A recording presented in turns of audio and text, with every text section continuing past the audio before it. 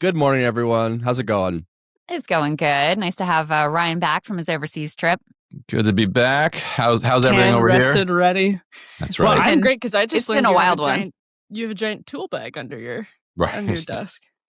Of Are you course. building something? What's going on down there? No, this basement is something else. You guys wouldn't. No, it's. He's like that TikTok lady who's like tunneling in her basement. Right. She's like creating a labyrinth under it. I going was on not that aware one. of that. Yeah. Oh, I'll send you some links.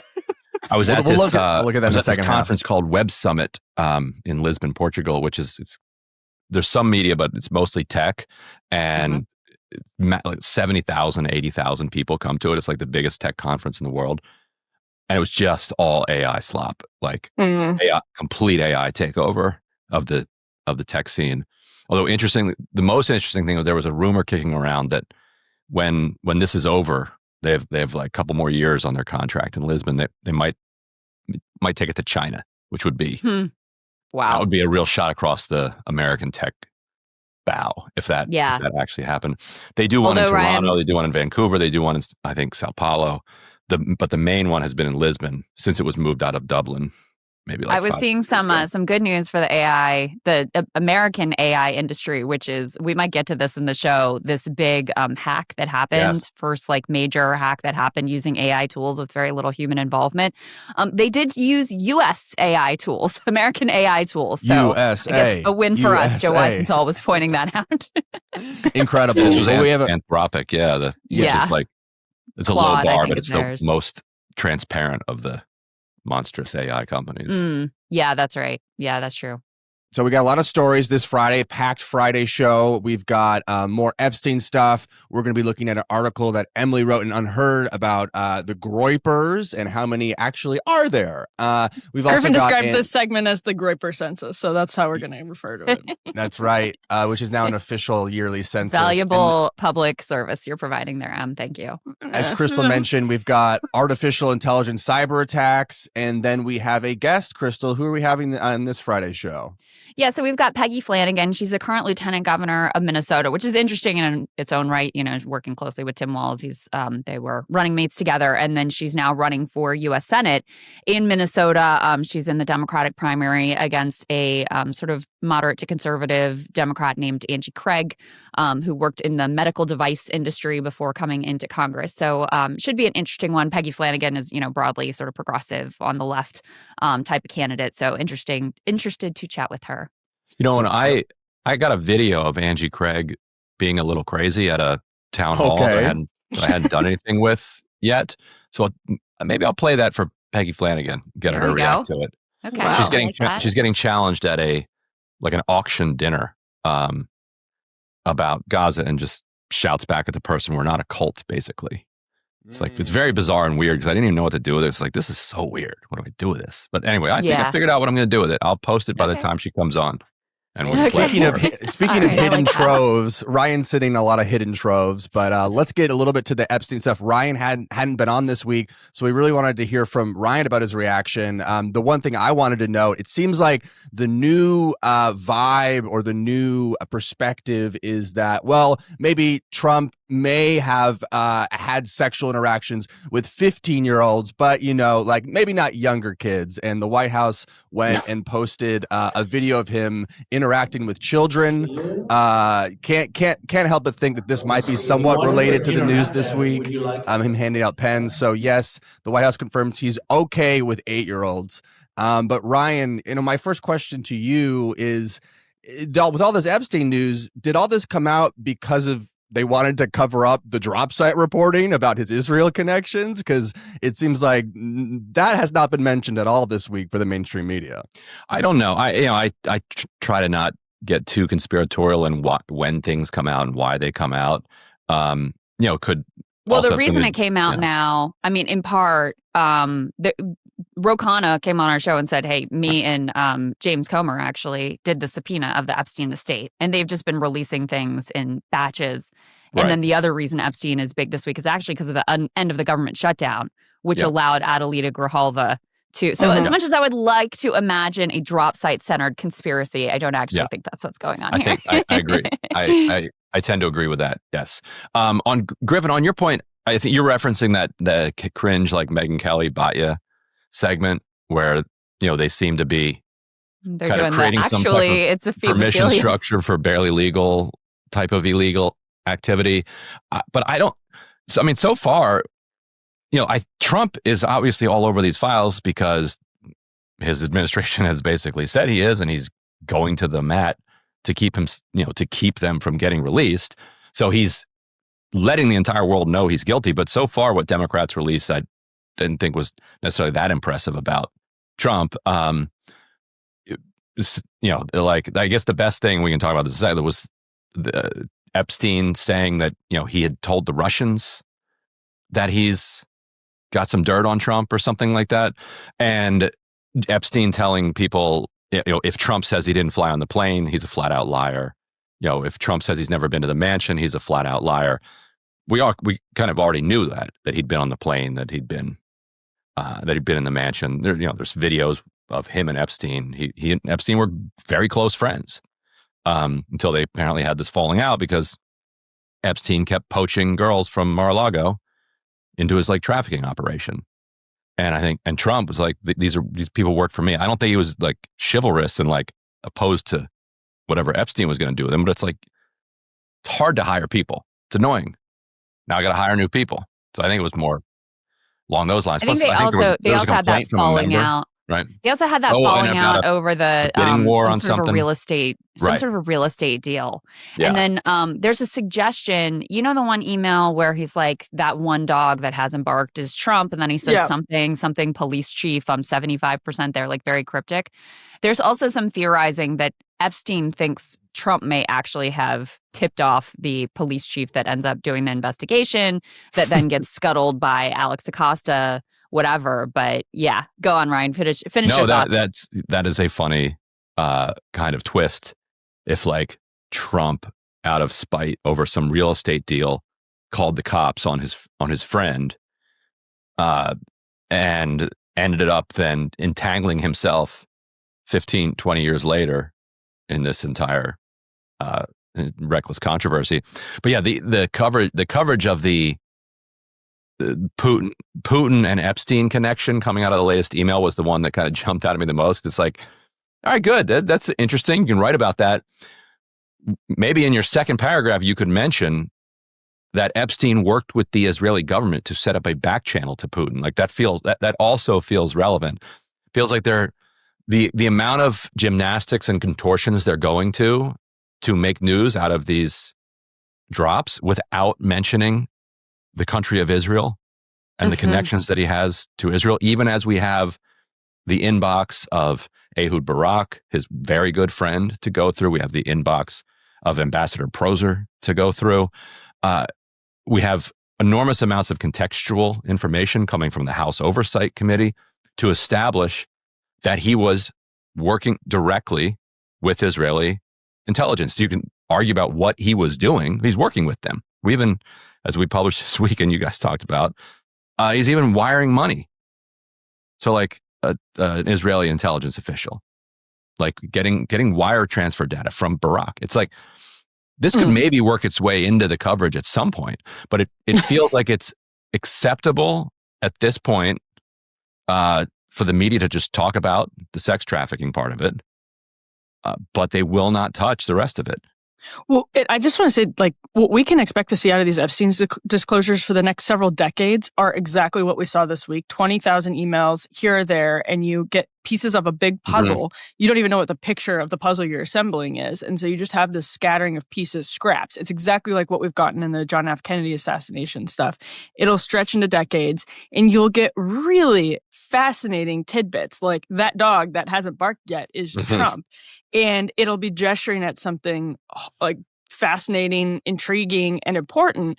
But there's no smoking gun the government is going to disclose to us. We're not going to see it buried in 20,000 email dump from the estate. Any smoking gun has probably been destroyed, and they're certainly not going to put it in the 20,000 email dump randomly on one day from the estate. But what we can do is see this picture emerging through literally only the drop site reporting of a sprawling intelligence operation. So do I think the sex trafficking is real? Yes. Do I think they're going to ever release anything that definitively legally puts anybody in jeopardy for it? Probably not. I hope they do, but probably not. But what we are going to be able to see are the contours of this sprawling and obvious intelligence operation. And that's proven through Ryan's reporting with Moz. Yeah, and it's interesting. It's like, what kind of a smoking gun would actually be needed? Because it then depends on what you're trying to prove. Like if all you're trying to prove is that he had lots of connections with American intelligence and Israeli intelligence, and also elites in Russia and Europe, it's proven, done, gotcha, you're covered. If you want to know specifically what he was doing, we can lay out some of it. So far we can tell you what he was doing in Syria, with Mongolia, with Cote d'Ivoire. Soon we're going to have some Angola stuff. We'll have some Nigeria stuff. We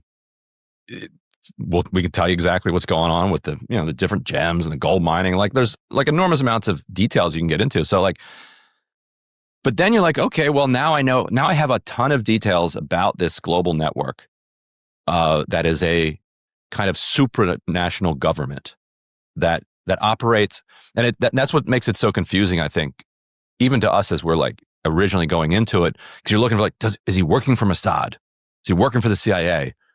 It's like it misunderstands what the role of like Mossad and CIA are in this world. Like there's this supranational network of elites that in the 2010s were congregating. Davos, man, was how you really understood them.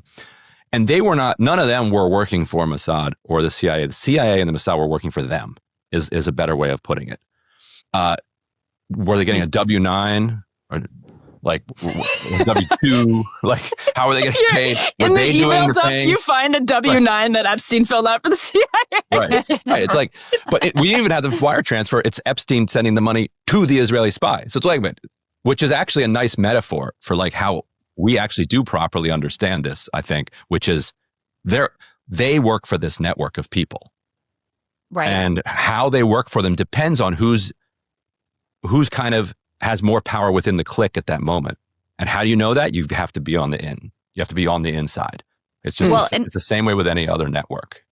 And that's why ignoring that piece of the story, makes look, I think Americans want to know if Trump knew about this massive pedophile ring. I think that's probably the most suggestive thing in these emails. Epstein certainly, insinuates multiple times, explicitly states, I have dirt on Trump that could bring him down. Right. And he's always teasing this to this New York Times reporter. He's talking to Bannon about it. He's talking to Bannon about it right up until the point that he ends up in prison and then dead, which is interesting in and of itself. Right. Yeah. So, but is it a question of just the like horror and morality, which, I mean, I don't want to minimize that. Right. That's very important and horrifying. I think many people are horrified by it. Or is it a question of, is the president of the United States compromised in some, significant way by Israel and also here by Russia, right? Because this is the point you always make, Ryan, like, even if Epstein is bluffing, clearly people thought that he did have all the videos, that he did have all the goods, that he did have all the dirt. And you would have certainly known that he was directly connected to the Israelis. I mean, besties with this former Israeli prime minister, doing business deals with him, obviously directly connected to Mossad. Ghislaine Maxwell's dad was directly connected to Mossad. That's just undeniable stuff. And then you also have this, Russian connection. You have to assume that whatever it is that you don't want the public to know, Epstein knew and conveyed to these various parties. Yes. So now we're talking about issues of foreign policy. We're talking about how is this now impacting our country here in the present with the decisions you're making vis-a-vis Russia, vis-a-vis Israel, and God knows what other countries you're concerned about here. And one thing you can say— Mongolia. Probably, right. What is this doing to our relationship with Mongolia? The people need to know, okay? But, one of the— to me, you have to put together the emails which are suggestive, right? No smoking gun, but very suggestive, and also suggestive of a longer-term relationship or at least connectivity with Epstein than Trump claims. The fact that Trump is acting guilty as hell, right? I mean, in a way, it's almost like he has shame on this particular, which I've never seen before. We found his shame. Yes, I'm like, okay, well, what is it that's so bad that it apparently is worse than shooting someone on Fifth Avenue, since he thinks that would be fine for him to do, but this he thinks would be worse. And we know not only from his public actions how sort of panicked he is, but also this special treatment of Ghislaine Maxwell is also a very important piece of trying to understand the psychology of Trump. Like, this woman should never be in this Club Fed prison, number one. Number two, she's getting the freaking puppies and the special meals and the exercise and getting to meet with people after hours, et cetera. Number three, she's putting in her commutation application every time Trump's asked about it. He won't say whether he'll accept or reject it, et cetera. So very clearly, he wants to keep her happy so that she does not divulge whatever it is that he is afraid of her divulging. So to me, when you put those pieces together, it's like, what is going on here that is causing him to act in this bizarre way vis-a-vis the normal way that he conducts himself?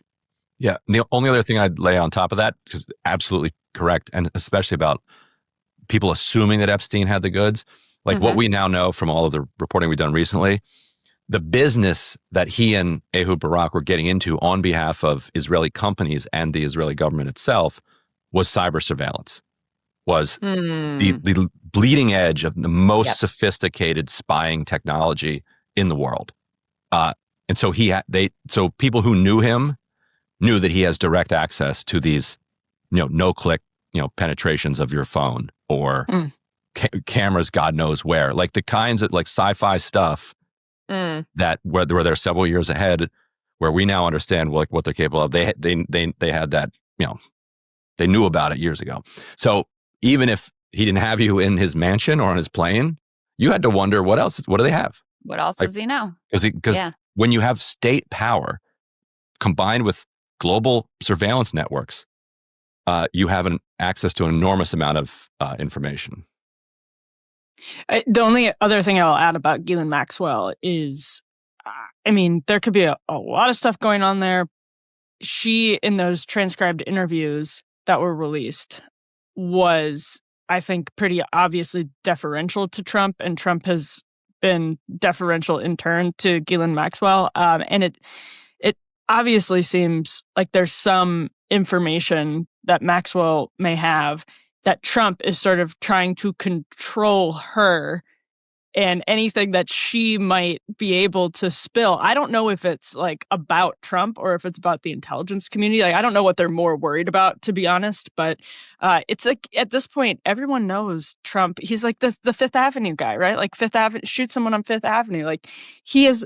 Crystal's point about him acting guilty as hell. Like just politically, like it's insane to fight the document releases. It's completely insane. Yeah, it makes you look. It makes you look. 100%. Right. And he has good political sense. He knows how insane it looks, so therefore he thinks that not doing it is even worse, which is really wild to think about. Which is very concerning. But it's insane because there's already so much, like the birthday book. Like there's so much out on Trump's relationship with Epstein. I mean, it's just.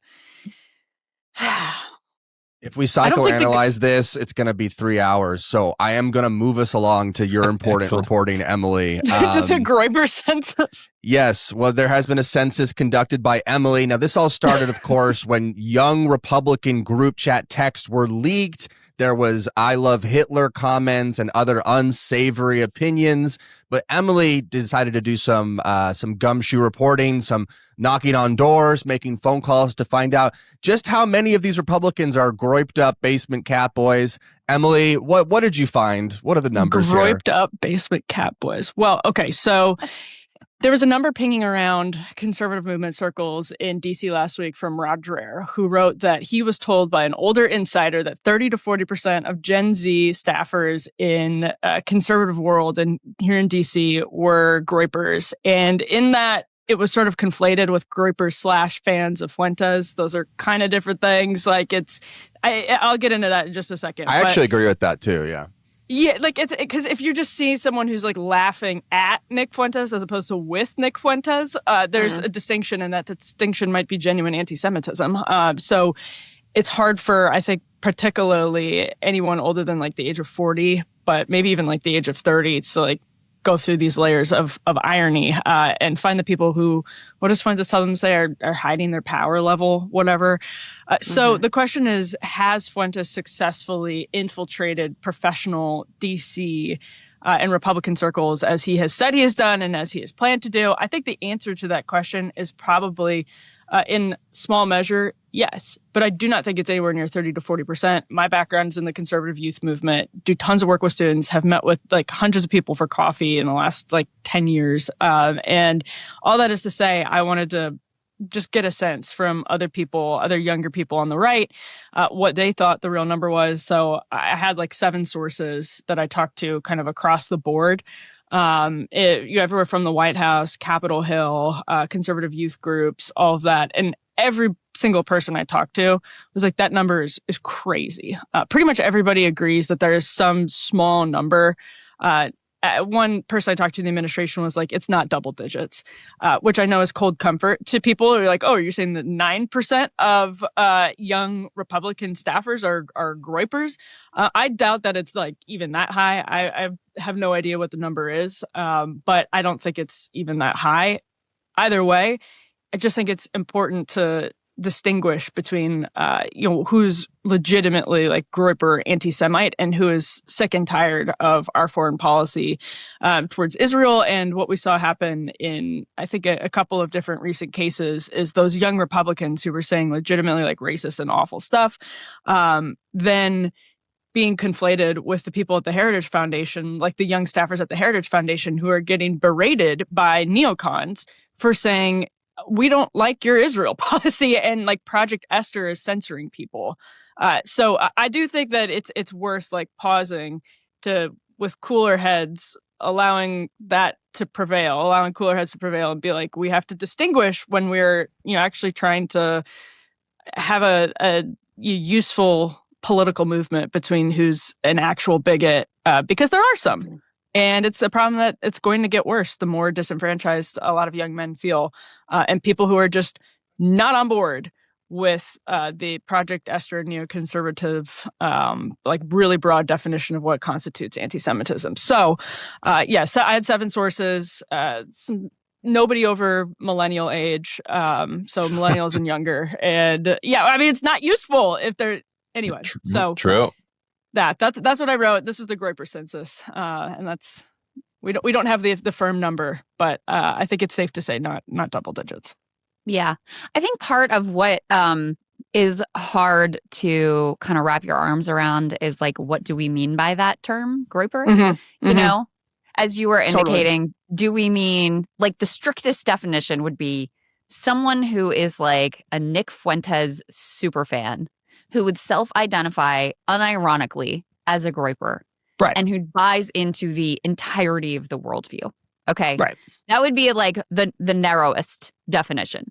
And there's a much broader definition, which would be that, they are sort of, like racialist and and may even come down on a different question of whether they hate the Jews or the Muslims more, but have this fundamental, like Stephen Miller, fundamentally racialist worldview.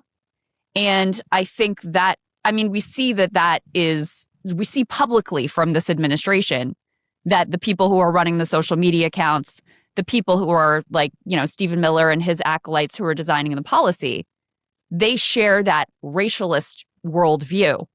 And so, to me, it's just a question of like, well, what exactly do we mean by that? And does it make it any better? Like, I don't think you can't call Stephen Miller a Groyper because he comes down, like I said, on a different place than the question of whether the Jews or the Muslims are worse. But he does share this bedrock racialist ideology, which he's using to effectuate policy as one of the most powerful administration staff members. So to me, it's somewhat of a distinction without a difference whether he's technically like a Nick Fuentes super fan. He wouldn't be, again, because he is Jewish and is a Zionist and very committed to the state of Israel. But on a lot of levels, they fundamentally agree. I think the distinction in that case would be Fuentes indicates on his show he is like controlling sleeper cells to the narrow definition you laid out, Crystal, people who are self-identified Groyper jersey wearers who would like activate at a moment's notice. And like the sleeper cell would be activated. We talked about like sending them to Iowa and New Hampshire to harass JD Vance if JD Vance is to run for president. I mean, he probably will. You know, it's ongoing war actually with Charlie Kirk and TPUSA. Which is why people, when Charlie Kirk was murdered, were first raising eyebrows at the Groypers. And we do see a lot of like groped up young people showing up at the TPUSA events. True. And, you know, even at events with like Eric Trump, I saw, you know, but to your point, it can be difficult to separate. Okay, do you have a legitimate concern about our foreign policy vis-a-vis Israel? Yeah. Or is this fueled by you think it's a Zionist occupied government and the Jews control everything, et cetera, et cetera? Yeah. Yeah. And I think that it's to like throw around the 30-40% number is dangerous, because then you're going to end up pushing people who are not anti-Semitic but are being told they're anti-Semitic further to the fringes, because there's nothing I can do that will make you think I'm well-intentioned, and they still have agency and it's still their fault if that happens. But yes, I think the people who were giving Fuentes too little credit before for having power are now giving him too much credit. And so, it's a little, I don't know, it's tricky, but the right's got to get, the right's got lots of problems. And I will say they seem to be congregating in the social media departments of all of these federal agencies, because like, this is not, George H.W. Bush content that they're putting out on Maine. Like, they're putting out like far right, like Groyper style memes, like 4chan, from the white main nationalist accounts shit of like the department of this, department of that, like the. And so I assume those are kids that somebody even handed before the keys to. Remember DeSantis video when he was running that had like the black the Sonoran? Like this is like been happening for like a year or two now, these memes. I mean, it makes sense that they would be, Emily, in the like perhaps a disproportionate concentration of those departments, because if you're that online that you're a Nick Fuentes like super fan, then you're probably going to have some skill in like the meme and social media department, right? Possible. And a major push in this administration, we were talking about this earlier in the week, to the frustration of some, ideological allies, is to basically, do the based ritual, the vice signaling through their social media, and have that substitute for any substantive policy that actually improves people's lives. The last thing I'll say is almost all of my sources, with a couple exceptions, were populists. So that's another question that I've gotten in the last couple of days. This is not like establishment McConnell people. So that's just adding that. And the other thing I'll say is, before recently, really the only people on the right who knew what a Groyper was were people who were working in the youth movement, because Fuentes was so intentional and strategic about infiltrating some of these youth events. And so those organizations have for years been like screening Groypers, like going through like deep dives, social media, trying to figure out if people have burners, trying to ask certain questions that might suss out Groypers. And that's probably getting harder to do because they're getting more, I think, probably strategic to try to avoid that process. Well, last thing I'll say is, who was this guy, DeGracio or something like that, who had his messages leaked? Paul Ingracia? Ingracia, yeah. Who had his messages leaked where he was talking about, like, I've got a Nazi streak, and he just got elevated to a new, relatively high-level position. So again, stupid. Like, is he a Groyper? Probably not. Like, he's an older guy. He's probably maybe not like a, Fuentes meme. I don't know. Maybe he is. But I think he's around my age. I think he's like 30-ish. But, this stuff comes out and reveals that he's at least, open to, he has a racialist worldview, open to overt Nazism. And this is not disqualifying in this administration. So I don't know why anyone would think that, like that somehow an association with Nick Fuentes would in any way be disqualifying, or that this administration would have any interest in tamping down on overt racist sentiment, when, again, some of the most powerful players within the administration share an overtly racist worldview, even if some of the, like, specific ethnic dividing lines are slightly different.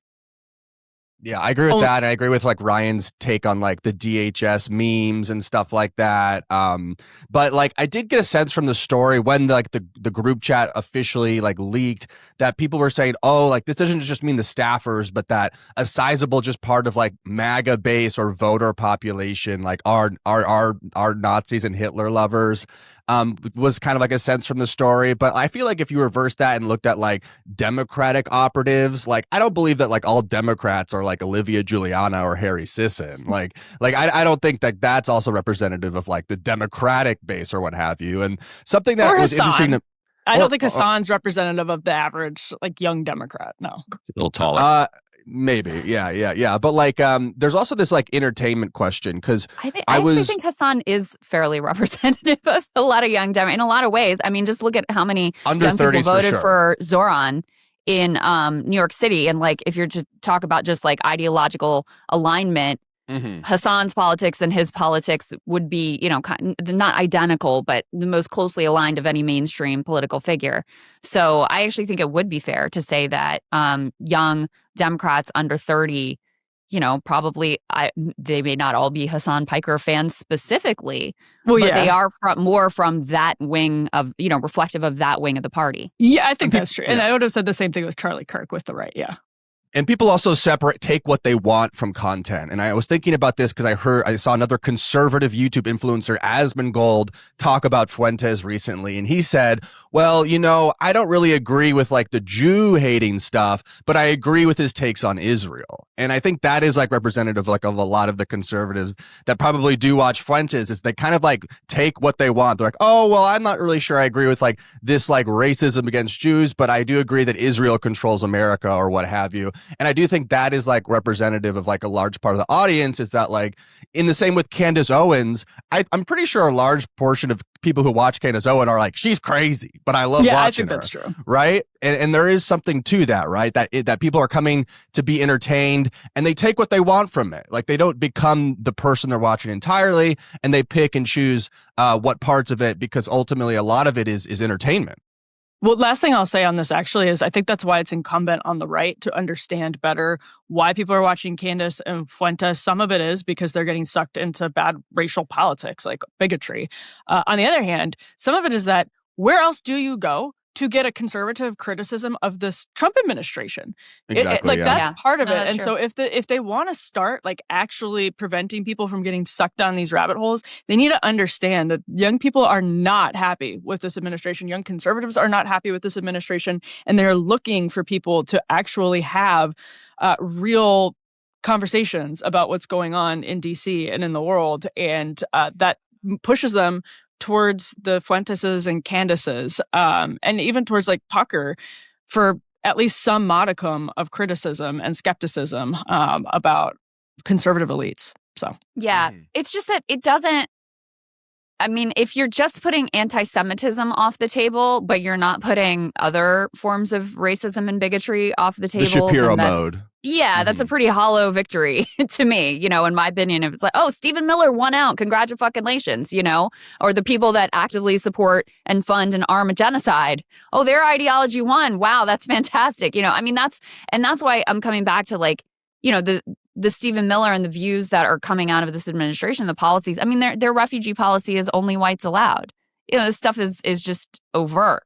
So, I mean, I don't see I really don't see any significant institutions within the right that are ascendant right now who are like, actually, all bigotry should be off the table. Not just like, hey guys, like Randy Fine, like, hey guys, let's hate the Muslims, not the Jews, or Laurel Omer. Hey guys, it's the Islamization of America that's the real problem, and it's an outrage that we have any Muslims in Congress, and how dare you be anti-Semitic? Like that view where you're just like, well, my ethnic group, or Dinesh D'Souza, right? Where he's like, well, my particular ethnic group should be off the table.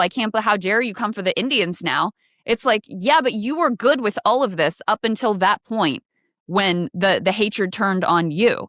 So, I mean, anyway, it's, to me, there's the ideological strain on the right that is ascendant right now is fundamentally racialist. And so I don't really particularly have a dog in the fight of, I think it's all abhorrent, right? Whether you put the Muslims on top or the Jews on top or who you hate more, I think it's all a disgusting way to behave fundamentally. And Emily, is the right going to need some more distance from like 2020? It feels like you watch a right-wing organization, if anybody tries to stand up to any form of bigotry in any circumstance, then you're a cuck. They get called woke. Yeah, you're a lib, you're a cuck, you're woke.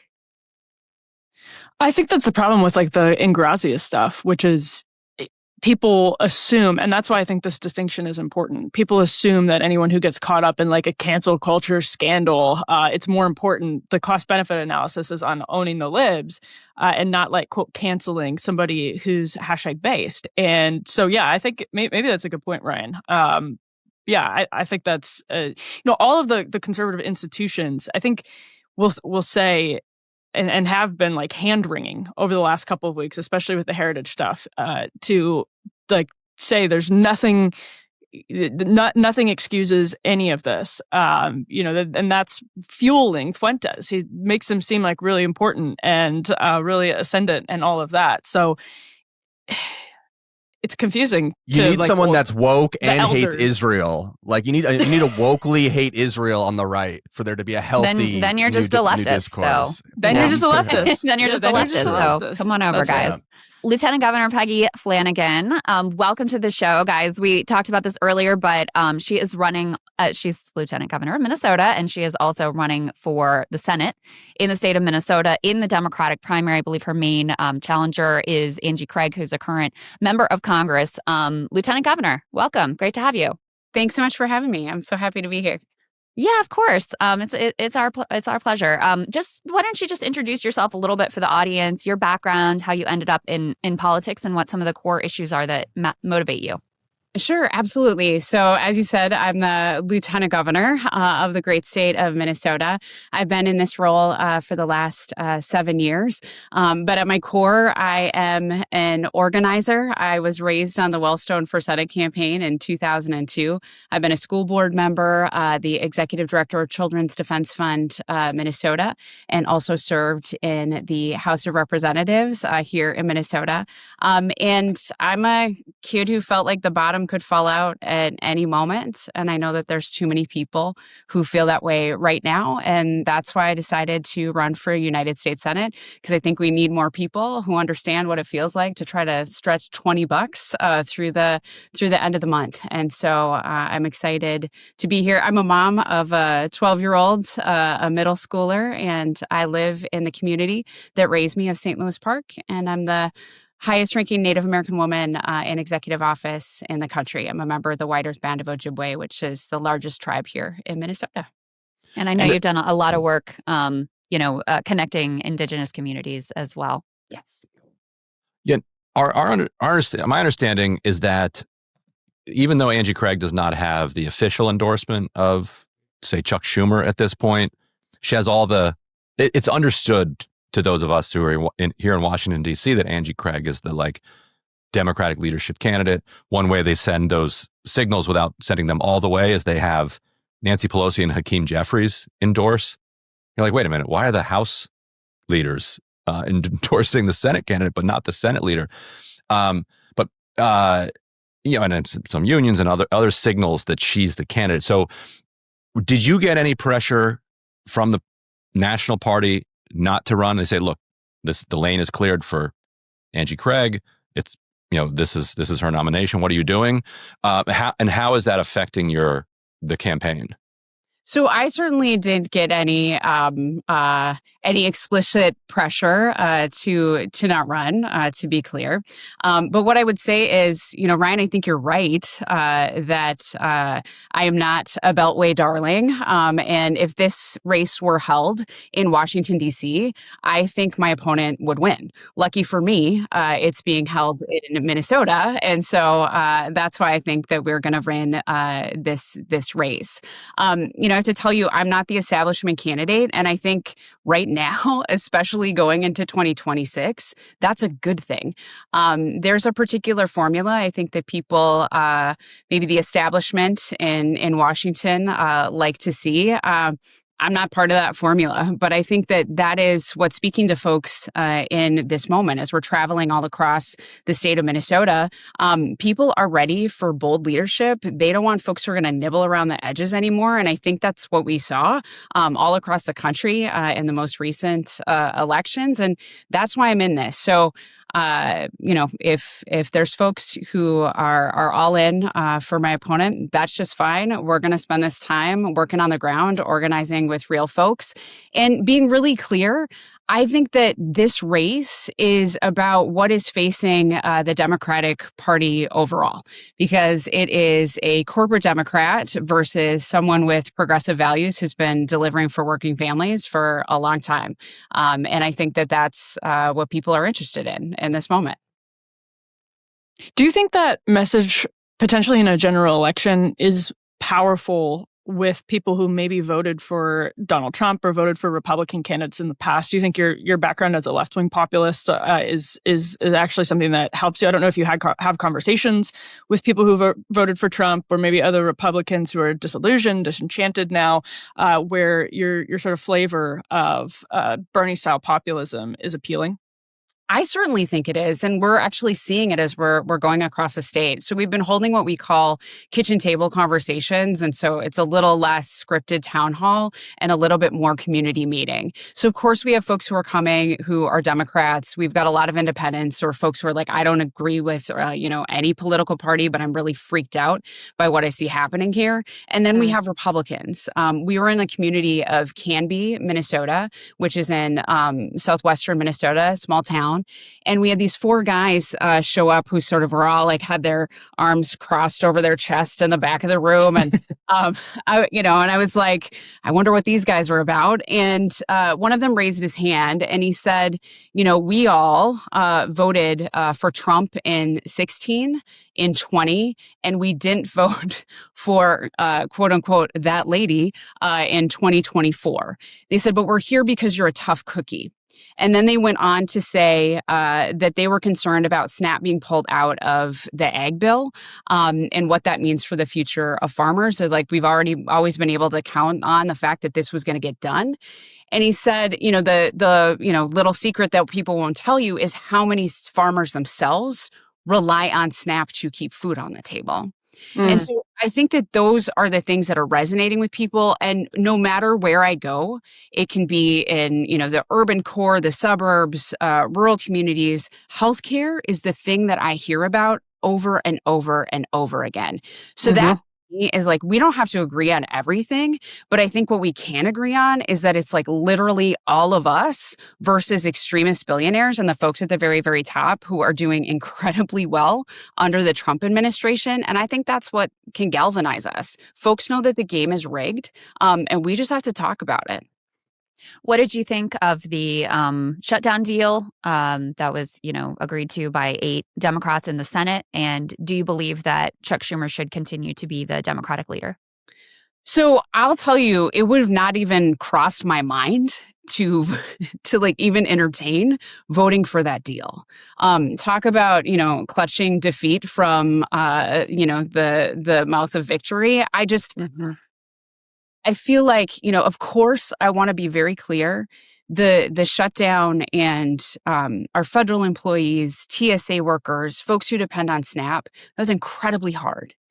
And I know that we had people who were coming along with us.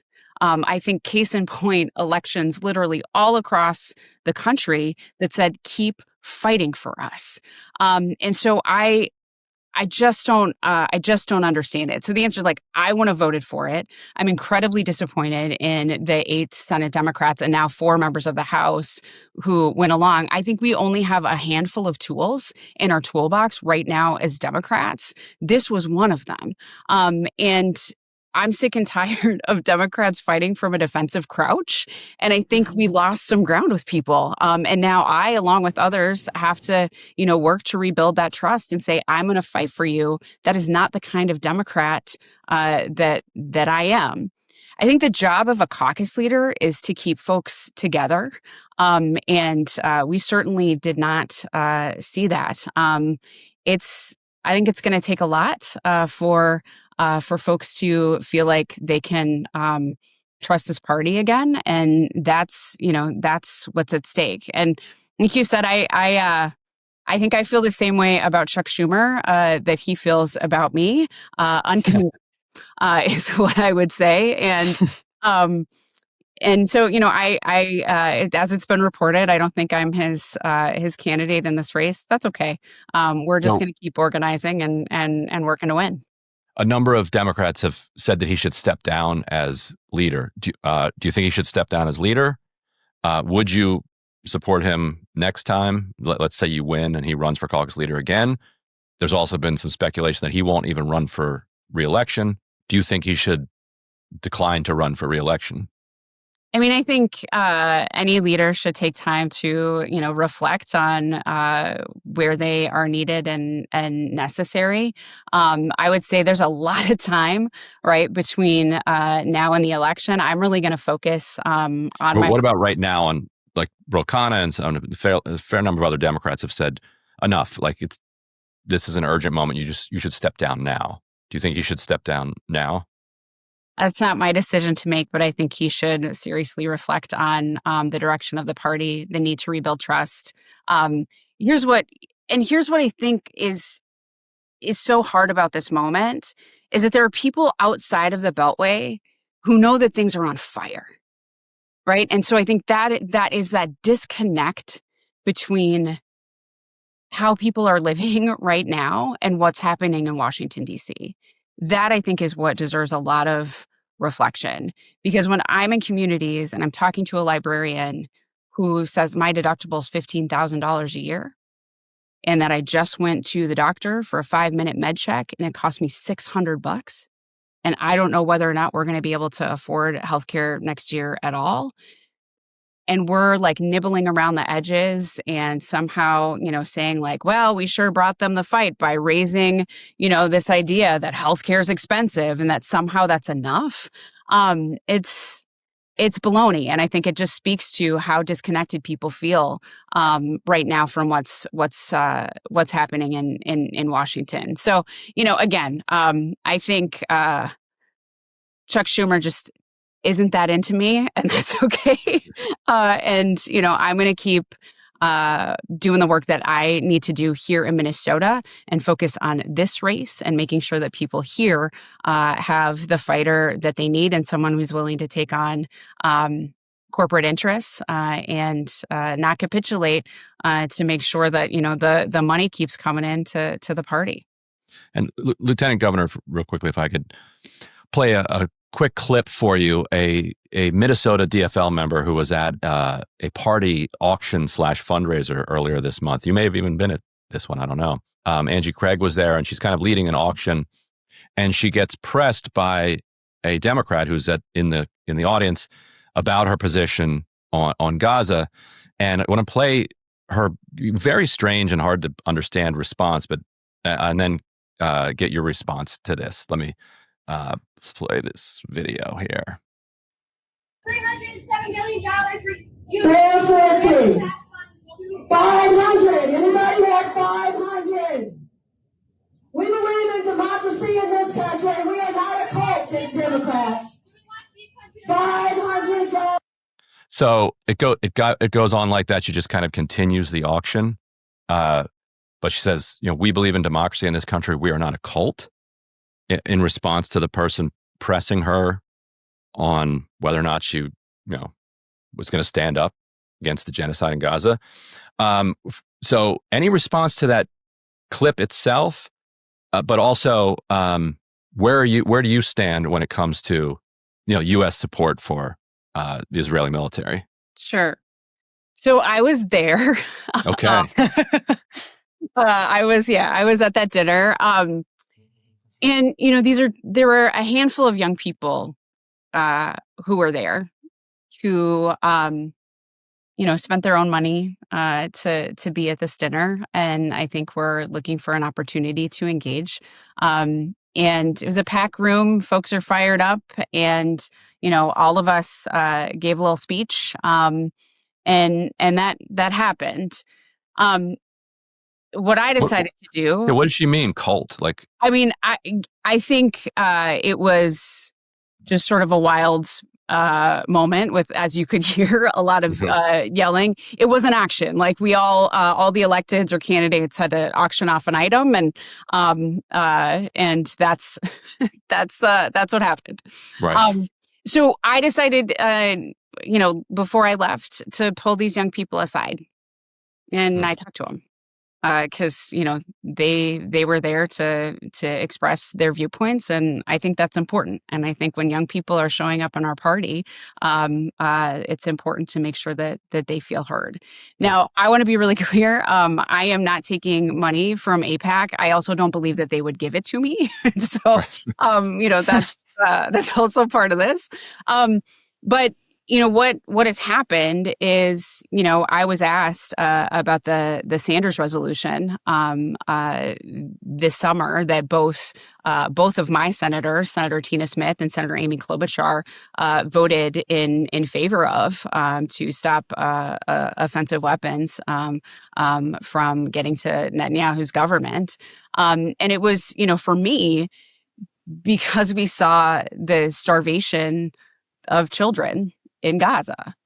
And I think there are, again, a handful of tools in our toolbox that we can use when we see something happening that's not right. And to be really clear, the same reason why I would have supported that resolution when I see starving children is the same reason why I support breakfast and lunch being offered to kids, universal meals at school, right? Like that is a consistent through line. And, of course, what happened on October 7th is absolutely horrific.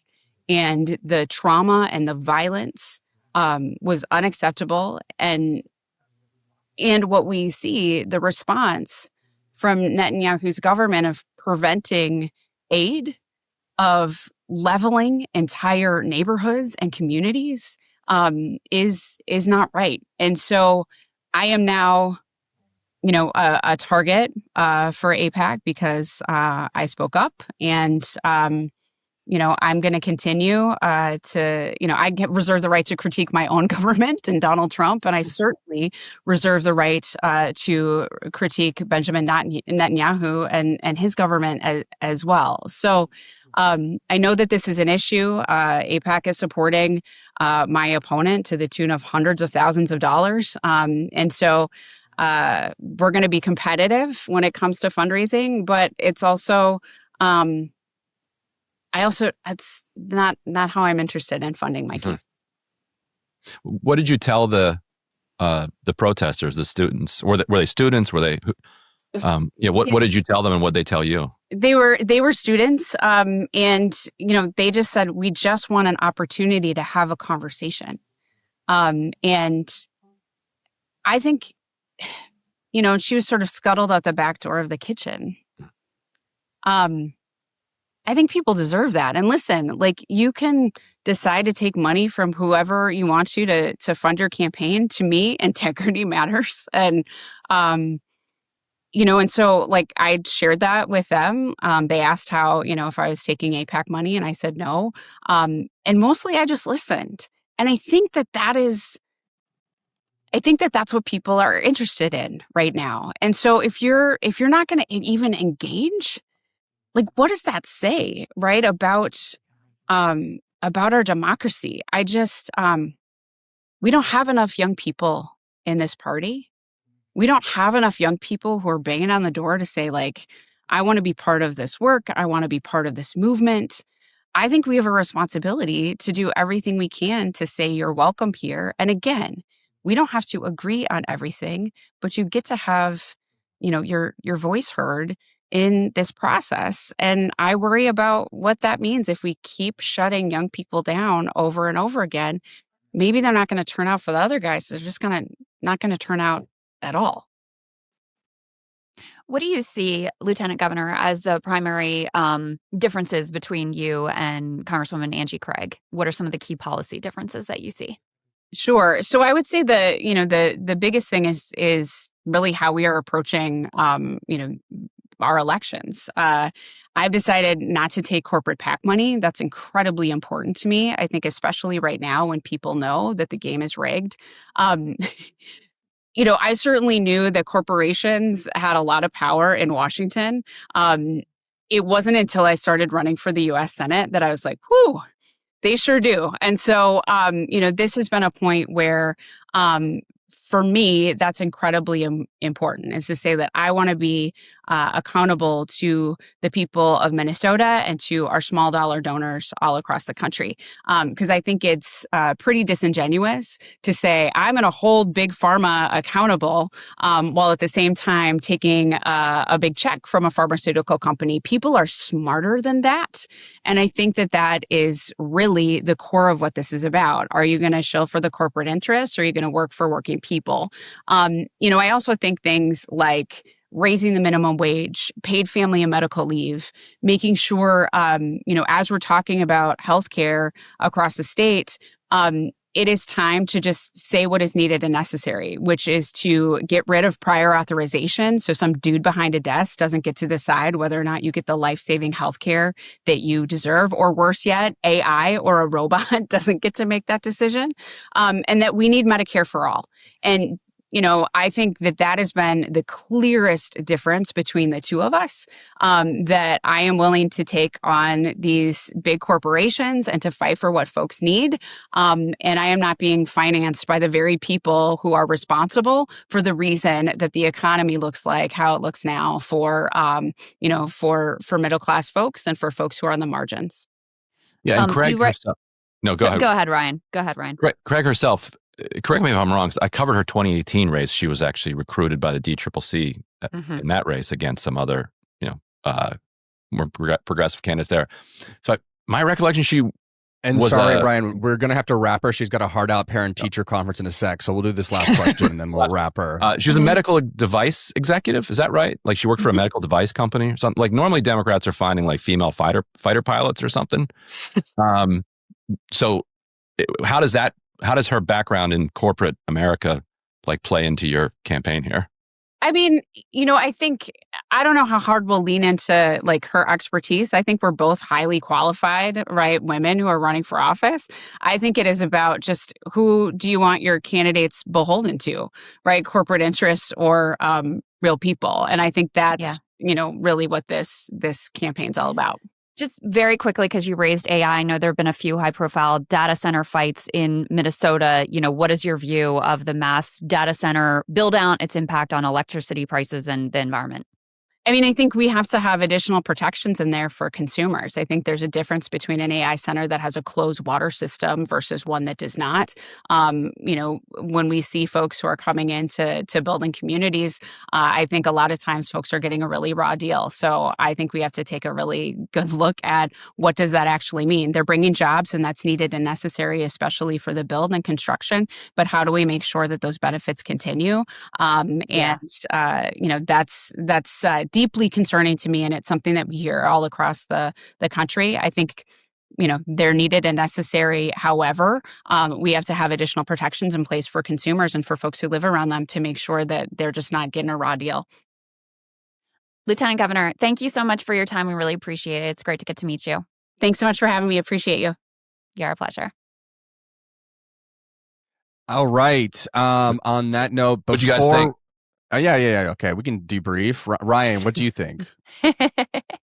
She was about to be governor if Harris Walz hadn't shot the bed. Oh, that's true. Yeah, I hadn't even thought about that. There was a lot of people in Minnesota who were really rooting for Walz to become vice president just so she could become governor. So there's a double disappointment in Minnesota when Walz came slinking back to the governor's mansion. She's got Bernie's backing. She's one of the candidates that he has endorsed. I mean, there's a number of high-profile races at this point that are basically like Schumer versus Bernie, which is a kind of a fun dynamic, a telling dynamic. But I actually worked with one of the candidates that was opposed, and I can't remember his name at this point. He was a teacher who was in the race against Angie Craig. So I've been very familiar with her. I remember him. Yeah, for a while. Yeah. And But yeah, I mean, she comes out of the like medical device industry and has done a number of favors for them. And they have a large footprint in Minnesota, is my recollection as well. Like it's a big business there. So for, I think Peggy is obviously really trying to cut a pretty clear contrast in terms of like the source of their funding, the way that they're going about their campaigns, and then the fact that she's a Medicare for All supporter is also obviously a significant divide at a time when healthcare is increasingly on the minds of people. Yeah, it is. It is interesting because it's like, okay, medical device, it's a big industry, fine, but like, do we really need a medical device executive representing them in the Senate? It is such a classic rate. Like a corporate executive. I don't know I don't understand the hesitation in throwing Chuck Schumer under the bus. Like she said, he doesn't like me. He's not supporting me. And it's like, why can't you repay the favor? Kyle and I interviewed Antonio Delgado, who is the lieutenant governor actually of New York yesterday and is challenging Kathy Hochul and is also the progressive insurgent candidate. And same thing. I don't know what it is that the hold that Chuck Schumer has that is just something invisible underneath the surface. I mean, Ryan, do you have any insight into that? Because Delgado is New York, I was like, and AOC also was very wouldn't. AOC and Bernie have both been keeping Bernie have both been keeping their powder dry on this, and it's like, wait, are you guys are the revolutionaries? Like, what's going on here? Yeah, so I was thinking maybe there's some New York thing that I don't get. But then to hear her so reluctant too, I'm like, what is this? I don't get it. I assume it's because if Schumer is still leader and she wins, you want to get your appointments, your committees. But I don't think and it screws your state or stuff too. Yeah, you just can't be doing this. If you're going to be the insurgent. And she's already like you're thrown in for that. No, he's already going to hate you. It's too late for that. I think that's what people don't understand. Like Ted Cruz was never going to make nice with Mitch McConnell. Mitch McConnell is always going to hate you. It's fine. He might tell you likes you, but he's always going to hate you. And I do think Schumer is just going to retire after this term too, don't you, Ryan? Because he's going to lose otherwise. It does seem that way. Yeah. Right. Yeah, it's like. It's lifeguard rules. If someone's drowning, you got to make sure you don't drown with them, right? You have to you got to pull them out. But if they're going to pull you down, well, you got to. But if you get points for voters for pushing them under the water, then take the points. Exactly. Yeah. Roe understands that. Clearly understands that. Look, I'm not trying to be overly negative. I thought she's impressive. She's got a lot to offer, and certainly the contrast between her and Angie Craig, who gets tons of money from pharma and device industry and APAC and whatever. Like there's very clear contrast here. But I'm just sort of puzzling over why this is difficult for not just her but any number of candidates to just be like, we should listen to the base. The base is done with Schumer.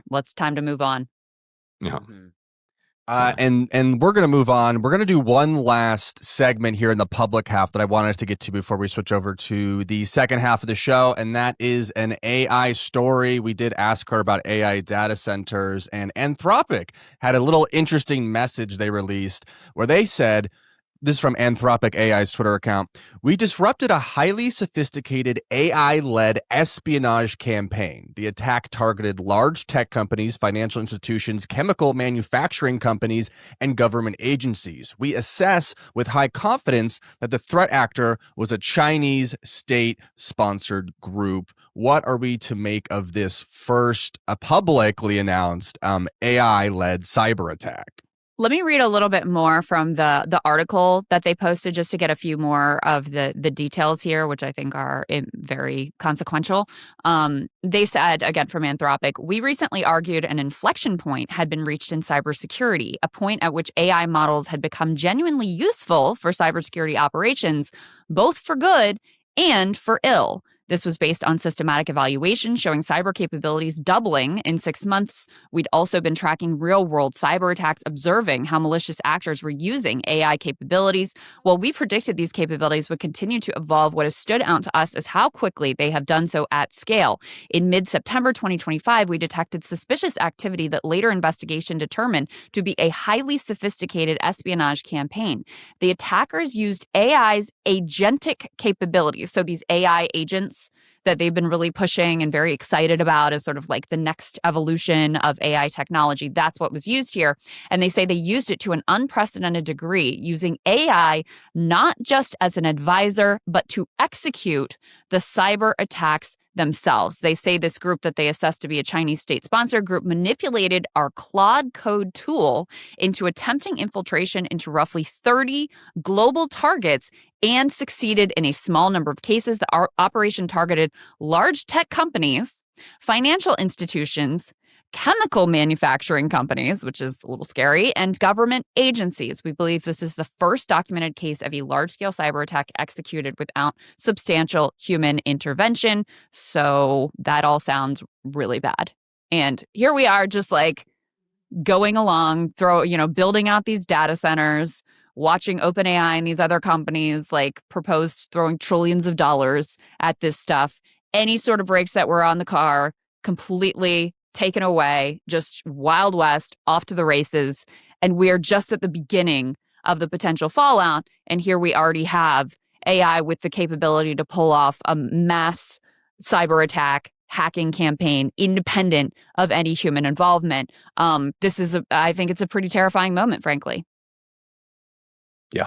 Somebody's going to get killed. Like somebody is actually going to die because they lose control of this stuff. And we're all going to go through the motions of, wow, we really need to start thinking so seriously and we need to do something. And everybody's already going through the motions of, wow, we need to think so seriously. It's moving so fast. But it's like, it's going to take people dying for anyone who actually has power over this to say, well, we need guardrails. I mean, it's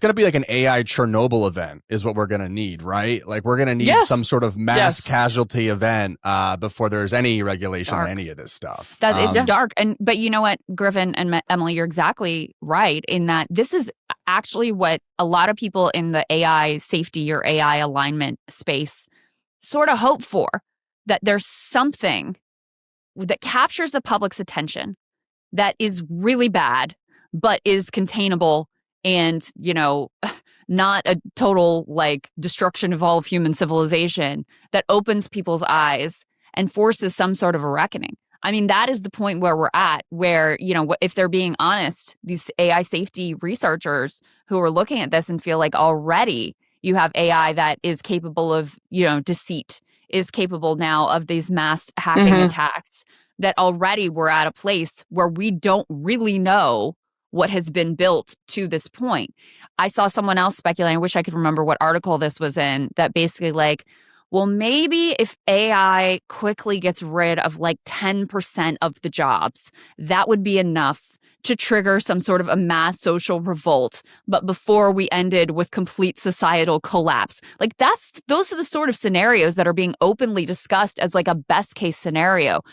It's horrifying. And then, I guess the real best case scenario is that this is all a speculative bubble, which is possible, that we never really get beyond where we are right now of, okay, you've got some chat bots and you got some videos and now apparently you have the capability to hack a bunch, which is not great, but, it doesn't live up to the promise. There's a major financial collapse and correction that would cause mass pain as well, but at least it wouldn't be the sort of like total societal collapse or civilizational upheaval that is being promised/threatened by this technology. That's the other potential outcome. But, when you see things like that, you start to feel like we may already be past the kind of like least bad alternatives that face us on the road at this point. Yeah. And the fact that they suggest it came from China is really dispiriting too, because it's like, because that's the argument that they keep using against people who say shut all this crap down. But like, China, okay, well, it was China, but it used American AI tools. Right. It was a collab. Yeah. Yeah, a little crossover. That's right. Yeah, and then I've also seen people saying this is actually why the ethical people who are telling us we need to make warm and fuzzy AIs are wrong, because we actually have to prepare for all-out war. It's like, well, Jesus, then let's just all slit our throats now. Like that's, the only solution really is a global summit where they do the same thing they did with nuclear non-proliferation. Right. Like, it has to be treated that way because it has be. power over the entire world. It doesn't stop at anybody's borders. It has power over the entire world. It's moving more quickly. Even the most powerful people in the industry say more quickly than they are able to keep up with. They do not know how it works, why it does X, Y, and Z in every scenario. And that's, again, people are going to die before they actually have any kind of summit. Because Can we pull up the Matt Walsh tweet? I was just going to bring that Speaking up because not yeah. only this is going to change our realities and potentially like our political formations. If Ryan Grimm and Matt Walsh are now BFFs, like there are new he's been political saying good stuff about this for a formations while, happening. actually. yeah, he has. I mean, I can pull it up. I don't have it on hand, but essentially, like Matt Walsh was saying that, hey, we're scared that we're coming up on like potentially 10 to 25 million jobs lost in the very near future, that we're walking straight into a wall, and there's no one in politics really doing anything about it. Unfortunately, when I search Matt Walsh and Ryan Graham, I just get Ryan destroying him on Haiti. I said bro trip to Port-au-Prince. I'd be for it. There you go. They can hash this out. We'll call it the Port-au-Prince Summit, and they'll hash this out. So many summits need to happen. But Ryan, what did you make of this new alliance, if you will? I don't know if it's horseshoe, but it's something.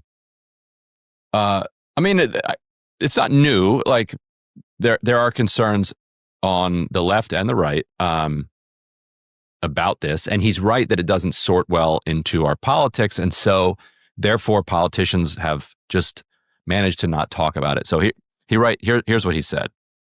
He said, and here I can put it up. 1 second.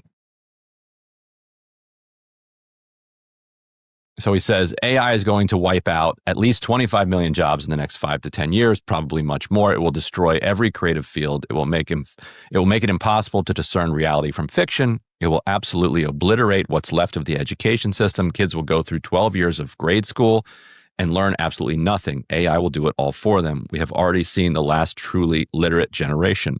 All of this is coming, and fast. There is still time to prevent some of the worst outcomes, or at least put them off. But our leaders aren't doing a single thing about any of this. None of them are taking it seriously. We're sleepwalking into a dystopia that any rational person can see from miles away. It drives me nuts. Are we really just going to lie down and let AI take everything from us? Is that the plan? Well said. And you can add on to it the way that Mark Zuckerberg has suggested that this kind of thing is a solution to the loneliness crisis, because now you're going to have people just sitting around chatting with AIs all day. Yeah. And it's like, no, we don't want this. Like nobody wants this. And so can't somebody do something about it? It's like his like plea resonates. It's like, isn't there somebody who's going to do something about this? Right. But then there needs to be the next step of, I mean, yes, someone could do something about it. It's called the Trump administration. They're the ones who, I mean, listen, it's not like Biden was had all the brakes on. They were doing some stuff. And that's part of why these tech oligarchs all aligned against Biden is one of the reasons. Mm-hmm. And, in the Trump administration, they're given free reign. You got David Sachs in there. Obviously, Peter Thiel is a major ally. Mark Andreessen is a major ally. Elon was literally part of the government. Even Sam Altman, Elon's nemesis, is brought in for these government deals. Zuckerberg hanging out with Trump, sucking up to him, et cetera. There's a major push directly from this administration to go in this direction. And so if you're going to really be part of I appreciate the sentiment. I'm not trying to whatever. Right. I appreciate the sentiment. It's something Emma and I have been talking about a lot with the Peter Thiel Antichrist and what he's up to there, and the political coalition that needs to come together, and how it doesn't sort ideologically neatly, like you said. But we need you to make that next step and realize who the enemy is here. And the enemy is this administration. You heard Steve Bannon early on raising flags about these transhumanists with this anti-human ideology. It's truly what it is. And so, if you're just raising the concern without pointing the finger at the people who right now are pushing this the hardest and the fastest, it's a little impotent. Mm-hmm. Well, and the Trump administration is falling for it hook, line, and sinker. And, bringing people in who aren't just falling for it, but who are obviously part of orchestrating this takeover of the entire world, not just our politics, not just our government, not just our media, but the entire world. So it's happening extremely quickly. You couldn't imagine, honestly, like a worse situation where you have a president who is totally obsessed with flattery and addicted to flattery and is very easily swayed by grifts like a meme coin in order to advance his personal wealth, and is easily swayed by the ideological pitch. Like, you can make lots of money, but it's also sort of anti-World Economic Forum, anti-global governance, which, by the way, it's not. But just saying that he is particularly susceptible to that kind of persuasion and flattery. And right now, with the deregulatory push in the Trump administration, which some of which I obviously support as a conservative, but not in this. And so you have like the perfect storm of things happening for accelerating AI capture and takeover. And everyone's saying we should hit the pause button. Except for the tech oligarchs, but nobody is actually doing anything to hit the pause button or to create a pause button. Although even lots of the tech oligarchs are saying it. And Trump, I think, knows that the whole stock market is held up by NVIDIA. The entire thing, the entire U.S. economy is being floated by NVIDIA right now. Without AI, and data center construction, there's zero GDP growth. 80% of the gains in the stock market are AI stock gains. Actually, there is a bit of a slide. I haven't checked in again this morning, but in the futures this morning, I know things were looking pretty bad in the stock market. NASDAQ was falling because stock sell-off extends, weighing on the Dow now. So, he understands the stock market and really puts a lot of quote unquote stock, to be corny, in what the numbers there say. So I even think from that perspective, like, he's just going to continue to inflate that bubble as long as he possibly can. Yeah. I'm not familiar with like Matt Walsh's populist takes or what he has to say about all that, but I do think the Daily Wire types are going to come into some sort of friction with this AI battle, because if your AI critiques are going to be a little limp if you're always saying, oh, we shouldn't demonize billionaires, we shouldn't demonize people who are successful, but this hyper AI scalification is the result of runaway capitalism. And if you don't have an approach or an understanding of that, then all of your AI critiques are going to have no solutions. It's ironically, it's interesting. Like, who do you trust more right now, China or the U.S. to build some sort of ethical like AI that doesn't destroy the world? It's like this surveillance state, the authoritarian surveillance state, or the U.S. And it's like, wow, yeah, actually, it's not obvious, because there's like there at least is like a pretense toward a public interest there, where in the U.S. that's not the case. It's just gloves off, zero sum. I just think it all needs to be shut down, to be honest with you. What's that? I genuinely just think it all needs to be shut down. I think we're at that point where we need that. And the nice chap, like you can have, like you don't have to like go back to like zero AI. You can still have like there are the low level benefits of it. Like transcription is better. There's a lot the technology can do when it comes to coding and software development. And that's great. That's fine.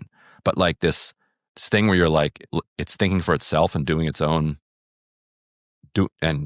acting in its own self-interest. Like, no, we're good. Like, we got and trying to pull the rug over your eyes and say it's not. Yeah. Right. Like, it's acting in its own self-interest, while obviously smart enough to try and deceive you that it's not doing anything wrong whatsoever, to the point where you lose track of it and you have no idea, which they are all saying is happening. No. They are losing track of it. So yeah, I mean, I think one of the reasons that we do what we do is that most of us realize, or all of us realize, some of these battles that are coming up in the future are going to require people who disagree on a lot of stuff to fundamentally agree that what we're coming up on is a battle between like pro-humanism and transhumanism, or whatever the hell they call this, because it's happening really quickly. Anti-humanism, I think, is probably a better way to put it. And it's important to just recognize that people who support humanity are going to be on there are going to be a lot of, I think, strange bedfellows, but are up against Peter Thiel trying to convince the Matt Walshes of the world that it would be far worse that yes, it's scary. The future is scary. Yes, you're right. All of these possibilities could prove true, but what would be worse? Not doing anything. And that's I think the sophisticated version of the seductive efforts happening from the oligarchs. We have a guest coming on the show next week who has been writing about AI 2027. So look forward to that and more doomerism on the artificial intelligence. We're going to switch over to the second half of the show now. If you want to check that out, go to breakingpoints.com, sign up, become a member. It's in the video description. There'll be a link, and we'll see you all there in the second half. Hey, if you like that video, hit the like button or leave a comment below. It really helps get the show to more people. And if you'd like to get the full show ad-free and in your inbox every morning, you can sign up at breakingpoints.com. That's right. Get the full show, help support the future of independent media at breakingpoints.com.